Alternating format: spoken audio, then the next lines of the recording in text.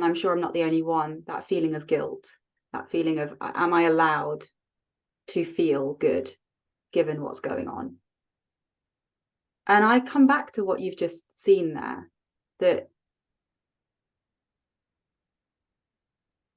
we're humans. We experience these fluctuations in emotions. That's part of the gig, right, of being human. There is nothing that is fixed and constant in how we experience life. Nothing.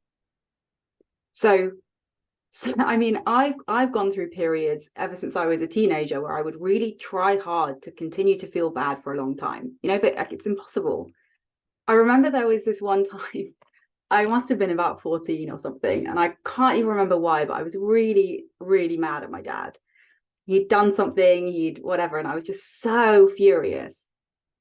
And I kind of like closed myself in my bedroom for hours and hours. Maybe it was even the next day or something. My mum walks into my room, and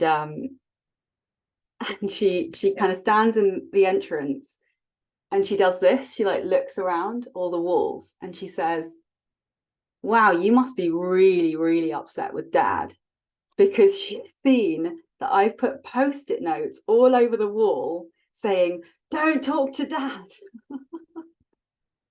Because I was really determined to stay angry. And in my 14-year-old mind, I must have known intuitively, it's impossible to stay mad for that long. Like, it's impossible to keep emotions in place in that fixed way for a prolonged period of time. I had to remind myself to be angry. Now, that's a very trivial example, but it's just to illustrate that when we're not gripping and holding, our emotions move. They flow, they come and go, we go up and down. You'll see this in toddlers and young kids all the time, right? They're absolutely up, like screaming their head off in a supermarket because they can't have candy, and then a moment later they're distracted by something and they start giggling and running around, and like they experience their emotions fully, and then they let them go and make way for the next thing. They're not trying to do that. It's very, very natural. That's true of all of us. We just, as we grow up, we get better and better at holding on. We get better at gripping our negative feelings. That's what you experienced. You experienced a moment of that flow of emotions, that coming and going. How can there be anything wrong with that?